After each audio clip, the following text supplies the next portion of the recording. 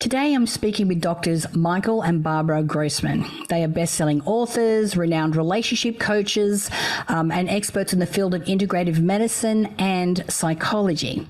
Today, we're talking about life-lasting love. Can you still be in love after 20, 30 years of marriage? Well, you'll find out the answer on the podcast today. So enjoy.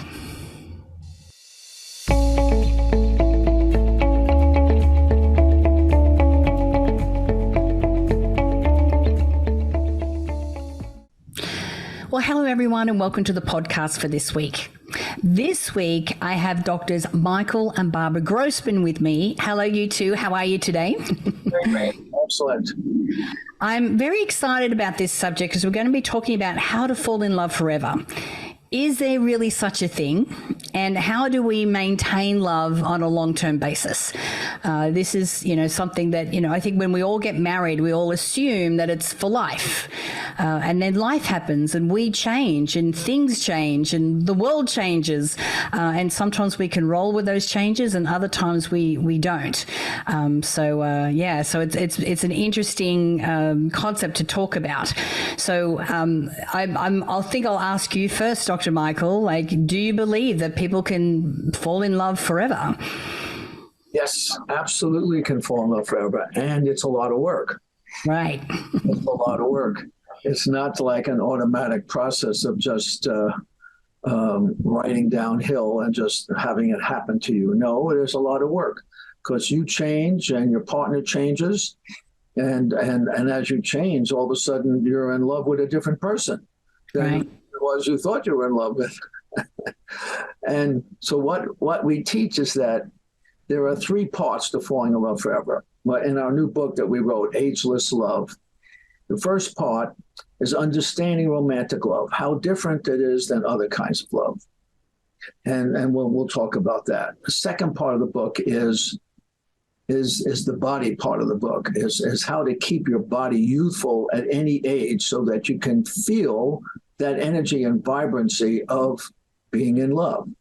Right. I do as a medical doctor, I do all that kind of fun stuff. And then the third part of the book is talking about the spiritual part that you have to pay attention to. That involves meditation, it involves forgiveness, and it involves things like your mind moving. You've got to work on that spiritual part to keep that going. And that's important aspect of falling in love forever. So you have three different qualities and areas, and you have to work on all of them. It's not like you can just work on one. You have to do all the different things. Yeah. Well, and the spiritual pillar, it sounds like it's something that's not, it's something that individually we want to do, but also is it different doing it as a couple? Like, should we focus just on the individual and show up in the best version of ourselves, or should we be doing that as a team? Well, that's an interesting question. I would say that you have to do it as an individual. Spiritual growth is your responsibility. Right. But I must tell you that I drag Barbara to what I think we should do for spiritual growth, and Barbara drags me to what she thinks we should do for spiritual growth. And I never would have gone on the things that she dragged me to. It wasn't in my mindset that why would you want to do that kind of thing? And then I've done those things for Barbara too, and say, hey, let's do this meditation retreat thing and go away and so on. She says, I don't know. But so we do that for each other. We push each other to grow in these different ways. And but we still have to do it ourselves. Right. So what are some of the spiritual practice that you've had to drag Dr. Michael into, Dr. Barbara? I am, a lot of our important initial growth started in our 30s, where after we had established that we were, what our work identity is and that we created our family. Then what we realized, since we were no longer in our 20s and the responsibilities were really great, what we realized was Michael was involved in building his practice. I was involved in a lot with children that Michael, from my point of view, Michael needed to develop his feelings part of his life. He was very focused on his being responsible and creating value to his patients. And as a mom, I was in my heart and my feelings. So Michael, I took Michael on courses to develop his feelings and connect it with his spirituality. His spirituality was very mental and cosmic, but not personalized. And, Michael took me to, we had phenomenal meditation courses all over Europe and the States that were more meditation oriented and abstract. So one of the things she brought me on was a course which focused on looking at your complaints about life, the big complaints. And I had a big complaint that my mother really didn't nurture and love me the way I needed it. She was really tough. Right. And so I complained about it. So we had this course, 150 people there, and I argued the whole 3 days about that I had a right to not, forgive her, not to give up my complaints. And so eventually I saw that it was holding me back. So, all right. So it took a whole three days of arguing. All right, I'll give up my complaints about my mom. And I was finished complaining about her. So 7 years later, she said, I think we should take the course again. I said, no, I don't need to take the course. I have nothing. I've already done that. I've ticked that box. So I took the course again. And the weird thing was I had nothing to say. The first time I argued more than anybody with the head person and all that. I said nothing. During the breaks, you have a 10-minute bathroom break every 2 hours or something. I go in the bathroom and I cry. And I just cry. And every break, that's what I did. The whole 3 days, I went to the bathroom and cried. And I had no idea I had so much stuff still left over. My intellect said, okay, I forgive my mom. But my heart, it was like a big thing. So but see, I would never have done that. She pressed me into doing that. Well, and the rest of the story is you started sending your mom flowers and calling her and your heart just bloomed. It opened up and you became really a different man. It was really beautiful. Yeah. So my question to you, Dr. Barbara, is how do you, because, from my experience, and maybe you fall into this category, and maybe people who are listening can identify with this as well. It's very easy to see what we need, what our partner needs to fix rather than what we need to fix ourselves. So how do you approach that conversation? How do you make that suggestion? And as a couple, how should we be showing up in that? Because it's one thing to ask the question, and I would love to know how you did that. But the other thing is for the other person to be open to going, yeah, I think I'm going to try this. Like, how does that work? Well, I mean, I have to say that I had started to grow myself. After, having children you're very involved in the needs of others. And at some point I went back to graduate school and I started to develop my own thinking. I was so busy being attached to the family and taking care of everyone. And as I sorted myself out and I started, to really grow, I got in touch with what I wanted and needed. And so I started to express that. And I had help along the way. There's a way to ask for what you want. Right. You have to ask nicely and you have to, honor your partner's individuality. You can't demand. But Michael, he was willing to explore and go forward. And I think it didn't hurt that I was becoming a nicer wife. Right. And Michael's played that role for me. He's had me, do adventures that I would not have naturally done. And we've done, what I experienced over the course of decades was one or another mentors that I allowed myself to be, really learn from. And there's so much to learn about wisdom in life. Yeah. And so, and being, I realized that I had to forgive myself for a lot of things. I had to repair relationships. I had to get right with myself. If you don't feel right with yourself, it's hard to make requests and have them be, open-hearted. There's always a twist if you have doubts about your own self-worth. So I had to do that kind of thing. And I have intuitively, I know there's more in life. And so I'm always looking for that. And Michael's a great partner for that. So it's always good to find a partner for whom your values have affinity. Yes. I know there's always another level, isn't there? So, what do you think is the common challenge that couples face today? What's something that's very common that comes up with a lot of different couples? What I see is at a certain point, everyone gets into themselves, and they collect their resentments, and they get angry, and they don't understand how life creates a certain collusion where we accommodate until we're sick of it, and then we blame our partner for our accommodations. Sorry, I'm sorry to be laughing, but that is exactly what happened at the end of my marriage. I mean, I was married for 20 years. In the last few years, I was just unhappy within myself and blaming Glenn for all of it. Started to build resentment. Then got to the stage where we weren't even affectionate anymore. There was no affection, there was no touching, there was nothing.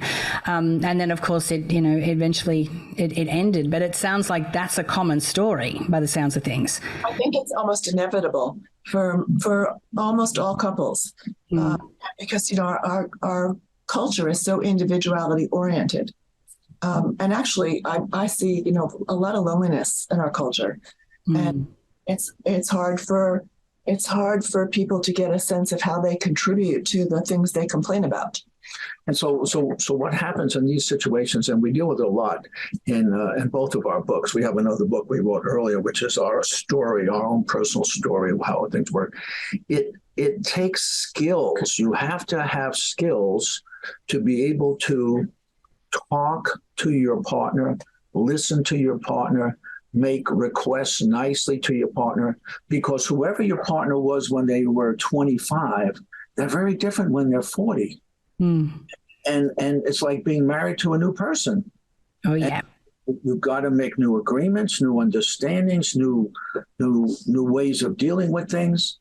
But it takes the skills. So we teach our couples, one, you have to know to expect that your partner's going to change when they're 25. They're not the same as when they're 40. And you have to have the skills to listen to your partner. And we teach listening skills both in our video courses and on the live classes that we run. We teach the partners how to listen without interrupting. And there's a whole process so that you can really understand your partner instead of trying to win the argument. You want to see, how do they look, how different they are? How do they look at this? Wow, that's amazing. They see it so differently than how I. Yeah. And so that's a critical skill that you have to develop, and you're not born with that. It's like learning to ice skate or play basketball. You have to learn it. And so because I think, I'm in a new relationship. Well, it's 3 years now, so it's not super new. But, and of course, this is the first time I'm in a relationship like this with this level of awareness and this level of consciousness, and learning all the deep work that I did after my marriage ended. And so now I come to this new relationship, and you're right. It's how to listen without trying to defend your position. How do I really listen to understand so that I can understand what's happening here, and also taking responsibility that if I'm showing up and I'm getting triggered, that I know that it's not what's happening in this moment. This is old stuff. This is my stuff, and I have to take responsibility to figure out what that is and to heal that and to move on from that. Well, and you want your partner to support you in that. So we have some specific processes we do with people in our classes where we have one partner say what it was like for them growing up, and what difficulties they had with their parent and so forth. And then the partner listens and says, oh, tell me more and describe it in more detail. Let me understand this one. And then after you explain all the details of why you're so sensitive, like I am sensitive to criticism because my mother was so intense and I could never please her. And so if Barbara raises her voice or even the hints that maybe I'm not doing something perfectly, I go into a tailspin. Oh gosh, she's just criticizing me like my mother. And she has no clue. So I have to let her know that I'm really sensitive to criticism. And it's nothing about you, it's just my sensitivities. But it would really help if I don't turn out the light. If you say to me, oh, it would really make me happy if you turn out the light, Michael. And I say, oh, sure, I'd love to turn out the light. I didn't realize I didn't turn out the light. Yeah. But if she says, you didn't turn out the light, oh, geez. All right, let's get divorced. I'm leaving, No, exactly. So, and I like that because it's I have the same thing. Can't be told what to do. Hate feeling like I'm being criticized. Yes. And for me, it's like, yes, I make a request to ask me to do things. Don't tell me. Although it's really interesting because, I think we find the partners that are the mirror that help us to heal. So, I don't like being told what to do. And my partner ran a very successful business. He was operations manager and has 4 kids. So telling people what to do is just his way of communicating. So I'm like, all right, here we go. So even though I know he's not criticizing, there are some times where I'm like, please, my request is that you communicate this way, and I'm going to do my best not to get all upset and, sensitive to different things as well. So, yeah. I think your point is very important, that we're attracted to a partner who has the potential to heal all of our stuff from growing up. And that's why we're attracted. And all we want from our partner is we want them to totally turn themselves inside out so they could heal us. Because if they stay the same, they'll never heal us. And so, but that's the nature. And she wants me to go inside out to heal her. Barbara has her stuff of abandonment because her natural father left when she was 2, never saw him again. She goes crazy with abandonment. If I'm unavailable to talk to her on the phone when she's worried about me or something, she's freaking out. And it used to be when Michael would take plane trips, and the day before iPhones, I would ask him to call as soon as he got off the plane, so I knew he was alive. And that wasn't an easy thing to do before handheld phones. He had to go find a payphone, and it wasn't particularly practical. But everyone has their own pieces of craziness, right? And it's so healing to be able to accommodate your partner, and you understand why they're asking for what seems like irrational request they ask for, and it's just a way to work through through history. When you were a child, you were helpless and unreflective, but you can resolve it as an adult with a partner who really is committed to partnership with you. Yeah, exactly. And so, if we have a partner who's open to doing this, and we have come into this agreement, and we go, right, I want to help you, you want to help me. I understand that when these things show up, because, this criticizing thing didn't show up so much in my marriage, but it's showing a whole lot more now. So how does it work? Like, as we go through life and as we get older, different things come to the surface at different times of our life? That is true. Well, particularly if you have kids, there's a whole lot of things that come up when you have kids. Right. So that's one thing. And then the kids grow up and they leave and they have their own kids. And then you just, once again, it's just you and your partner. So that's a different experience. And other things will come up. So you have other fears, fears of dying, fears of not having enough money, fears of becoming sick or ill. So in every stage of life, there are new things that happen and new issues that come up. So you have, issues when you're in your 40s where you're trying to become independent and having your own point of view about things. When you go a little older into your 50s and 60s, you start focusing on certain emotional issues, heartfelt issues, and that becomes, you want to feel once again connected in a different way, but you want to feel connected again. And so, there's always different issues that come up, and that doesn't stop. There's always different issues. But your point is that probably different people evoke different injuries in your, I mean, everybody's got, small t traumas Right. From their childhood when they were, virtually powerless to, organize their lives. And so, there's opportunities to heal in many situations. And, you want to take those opportunities because that puts you more at peace with yourself and more in control of yourself and more really understanding yourself. And you want to be able to be a healing influence to a partner. It's a hugely loving thing to do. And it bonds you together in, deep ways. And, we all want that. Yeah. And if I'm looking back at my marriage, I think the lack of communication was really what contributed a lot to the end of our marriage, because there was a whole lot of things that never got said. We just seemed to be drifting further and further apart. So to be able to establish such a great communication with your partner as a foundation must also contribute to keeping the passion alive in the marriage as well, right? It's a critical part of it, absolutely. Yeah. So we teach when we run our courses that you do daily sharing with your partner, 3 to 5 minutes each one, and then you're not allowed to interrupt your partner when they're doing the sharing. And we teach you how to listen, just to say thank you, and not to interrupt because you're not trying to convince them of they're wrong. Just want to understand them. And when you have that 3 to 5 minutes of sharing, it's very intense. And in the beginning, it may not be so pleasant because there's a lot of stuff that you've been holding back. But once you get into that sharing mode, then you start sharing positive things and saying, yeah, I had a wonderful day. This happened and I saw this person and I felt this and I felt that and reminded me of this and that.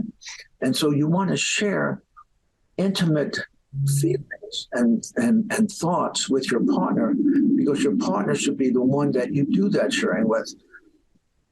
Barbara now says that I'm her best friend. She used to have a best friend who passed away like 15 years ago. And I moved into that place. She feels like I'm her best friend now, which is really such a sweet thing. And it takes a lot of listening and sharing to be able to do that. And you need to have the skills of how to do that sharing. Right. And so what are some of those pointers? Like, how can we, as a couple, improve our communication? Well, we need to, Michael outlined the process of, sharing your internal experience of your day, what you're thinking about, what's important to you. Your values, what you need to be in touch with yourself first. And if you don't know what to share, it could be that not much is going on in your life. That should wake you up to how you need to wake up and get yourself activated into really how you're made and what's important to you and how you want to contribute. And so it takes both an individual journey as well as a couple's journey to have a dynamic relationship. And when we teach the sharing in our courses, we describe that, one, you're listening for at least 3 minutes, 3 to 5 minutes without interrupting. And two, once you're finished with the sharing, you don't talk about whatever you said for a whole day. Oh. Because there's a lot of emotional stuff that you're sharing. And you don't want your partner to say, well, that was really stupid. I can't believe that. You don't want to do that. You want your partner to sit with it, and you want to sit with it for a whole day before you come back and share again, because you're real sensitive about that stuff you're sharing, and you don't want your partner to end up saying things. And you got to decide who goes first and who goes second. The person who goes first kind of sets the menu of what you're sharing about, and the one who goes second gets to tell their point of view and their thoughts about it, and then you stop. So it's a little uncomfortable in the beginning because you have stuff that you'd like to show why they're wrong and you're right, but you don't. And so you learn to sit with that stuff. And when you can see the world from a bigger point of view by not sharing, that's so helpful. Yeah. Yeah, because I think that with women, we like to be consoling, and I think with men, they like to fix it. That's correct. Yeah. That's exactly right. And so when we limit it to a maximum of 5 minutes, that makes the men happy, because then for 24 hours, they don't have to talk about any of that stuff. And the women like it because they get 5 minutes of real intense sharing. Right. And listening. And they love it because of that. Yeah, I love that. Well, the two of you have such a huge, big body of work. It's not just the books that you do, but it's the courses and everything else that you do as well. So how can people who are listening to the podcast right now contact you? How can they find you, and how can they work with you? So they can go to fallinginloveforever.com. That has our website and has options for taking classes and courses. Some of them are just video courses that are online, and some of them are in person or live Zoom classes. And that will be one option. They can get our book, the Ageless Love book. They can go to agelesslovebook.com and then get a free chapter, or they can buy the book. And there's lots of prescriptions in the book and lots of ways where they can interact with us. It's wonderful. All right, so I have one more question for you, because I'm in two minds about what the answer could be for me for this particular question.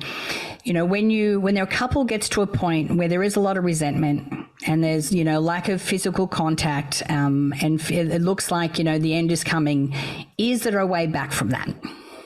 Absolutely. In that situation, the couple needs to be guided carefully, because their instincts to talk in blame language will, sabotage the future. They need to learn how to, share their feelings and use that to understand what they really want and need from each other, so that they can grow through this period. It's tough, and when you're on the other side of it, you can see your joint responsibility in creating the chaos. And what I can say is that a lot of counselors are not good at couples counseling. They're good one-on-one. But couples counseling is a whole different animal than one-on-one counseling. And someone like Dr. Barbara is really good to not make one of the couples right and the other one wrong. Rather, you got to really see the whole big picture of what's going on, and then see a way in which each partner can end up winning and feeling appreciated and so on. And it's a process. When couples can start talking to each other without screaming at each other, and they can listen and so on, then we invite them into our classes, because then they're ready for that next step of learning these skills and being able to do it on their own without Barbara there refereeing them. Yeah, because that's the thing. Once you go down that little resentment rabbit hole, then all you can see is all the things you don't like about your partner and all the reasons why it's their fault that you're not happy, that you're whatever, that your life isn't the way that you want it. I'm happy to hear that there is a road back from that. So if anyone's listening, I do highly, highly recommend that you reach out to Dr. Barbara, Dr. Michael, and that you read the books. I know there's a lot of information in there, and the practicality of what you teach is very easy for people to be able to implement, and if you have a partner who's willing to do the same thing, then, you really can help to not just bring harmony back and bring love back, but bring passion back. And I think as long as we remember, or we realize that we're not the same people, that, you're not the same person that you were when you got married in your 20s or so forth. So, yeah. But, I want to thank you so much, the two of you, for joining me today. It's been a fantastic and very enlightening conversation. You obviously walk your talk, which is what I love. And I just want to thank you so much for your time today. Well, we enjoyed being with you, and thank you for all your work that you do. Thank you very much.